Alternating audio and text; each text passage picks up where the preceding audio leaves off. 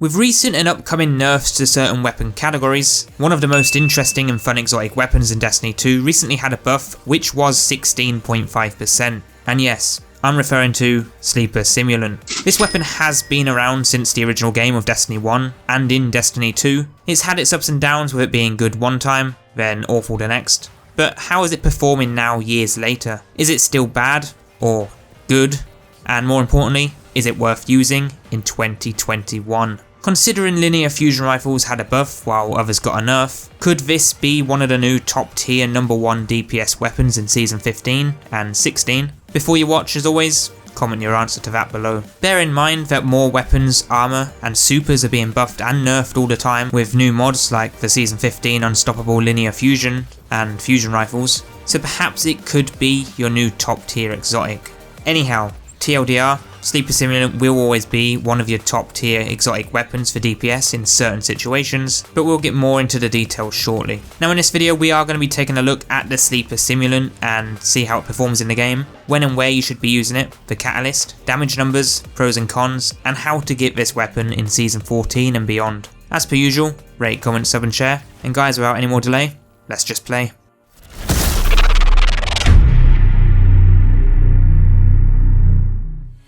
Now firstly, before we start, two things. The background gameplay will mostly be a Master Nightfall to give you that feel of how you should be using this weapon and pairing it with others. And secondly, if you like these sort of videos and want to see any other exotics that are worth using in 2021, then feel free to view the playlist. The link is below and in the top right card section. But as always, this is your full Sleeper Simulant weapon breakdown and review in 2021. All timestamps are in the description if you feel like having a skippy moment. Starting off this video, you may want to know how to get Sleeper Simulant and the Catalyst in Destiny 2 Beyond Light in 2021. So it's really straightforward. Simply head over to the Tower Courtyard to find the exotic archive, and under the Red War exotics you will find the Sleeper Simulant. This will cost you 1 exotic cipher, 125k glimmer, 200 dream and city materials, and 1 ascendant shard. I shouldn't repeat this word, but as always, there will be 2 cards on screen in the top right that shows how to get those exotic ciphers and ascendant shards in Destiny 2, updated for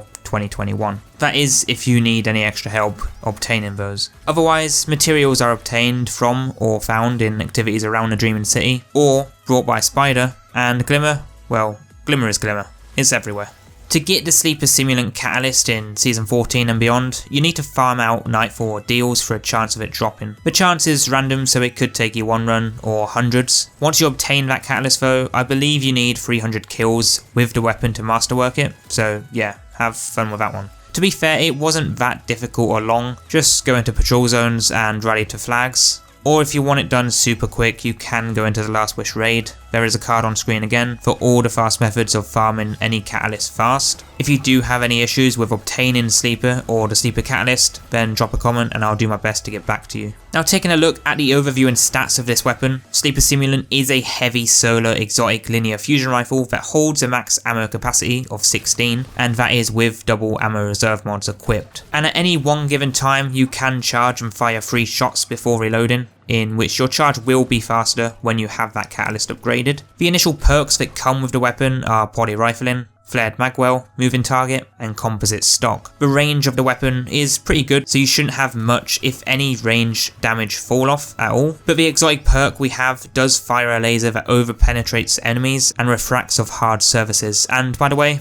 be careful when you shoot enemies too close, because you can actually redirect that shot back to yourself and, well, killing yourself in the process. But either way, the base stats are great, and this weapon is one of my top favourite exotics to use in the game when Anarchy isn't the king. One thing to take into consideration though is that the flinch with this weapon is awful. If you're trying to get a crit shot and an enemy shoots you, you may miss that shot, and with Sleeper dealing high damage shots with a low amount of ammo reserves, that will be a big waste, especially due to the small amount of ammo you pick up from heavy bricks, which is usually 2 shots per brick. The Sleeper Simulant is mostly for PvE, but it can be a great weapon if you're accurate enough in Gambit for invading. Back in Forsaken, Sleeper, Queensbreaker, and pretty much most linear fusion rifles had a huge amount of aim assist, making it nearly impossible not to drag shot and kill enemy players in Gambit. It was kind of annoying, but it's not as crazy now, and regardless, it's still a great weapon. If you don't have Anarchy, Witherhoard, The Lament, Izanagi's Burden, or Xenophage, then Sleeper Simulant is a fantastic alternative. So briefly taking a look at the damage numbers of Sleeper, we do hit a base non-crit of 51,069 and 70,595 as a critical shot, which is what you would ideally be aiming for when using this weapon, and this is without any damage buffs or debuffs, but this is with the latest weapon buff of 16.5% introduced this season, up from the previous season, as all linear fusion rifles had a damage buff, so they can now compete with the top weapons like Anarchy and the Lament. Although it won't beat those weapons, Sleeper is still one of the highest damaging heavy weapons in the game, and is still up there with the top tier exotics in season 14 and 15. Also take in mind that the catalyst allows us to have a faster charge rate, and we'll be holding 3 rounds at one given time, giving us a total damage per reload of 211,785 and a total max damage of just over 1.1 million. Now you might think it's not worth it because using Anarchy you can achieve a max damage of 3.3 million, basically tripling the damage of Sleeper, but you can't unload Anarchy as quick as this, so therefore Sleeper will be your best option as a fast DPS weapon, although you will go through your ammo reserves like no tomorrow. If using Sleeper, you'd use it when playing solo mostly, or when you have champions and bosses that aren't too overpowered with health, so you can defeat them quickly. The Catalyst though, I personally wouldn't use this weapon without it. Sleeper Simulant in PvE. Now straight away I'm just going to say yes. It's definitely worth using in all types of PvE content that you would use Anarchy or any other top tier god weapon in. Essentially it's something fun and different to use, and you should use it in things like a Master and maybe a Grand Master Nightfall. The only concern in endgame content will be tanky bosses. If you're using too many shots on the same enemy, you're going to run out of ammo quickly, and this will be a problem if you're relying on Sleeper as your only main source of DPS. So if you're using this in PvE, then maybe you want to have a backup like a Salvager's Salvo or a Cuirass or the Fallen Star Thundercrash build. Something that's not just great for boss DPS, but a mixture between that and ad clearing, which is why Salvo is the best option to pair with it in PvE content. Of course, depending on modifiers, burns, champions, Sleeper may not be a reliable option, but 9 times out of 10 currently as of this video, it's one of the best weapons to use in PvE. The other thing I want to point out is in PvE, you can pair this weapon with multiple exotic gear, mods and builds, but the ones I want to point out are the Path of the Burning Steps for extra solo DPS,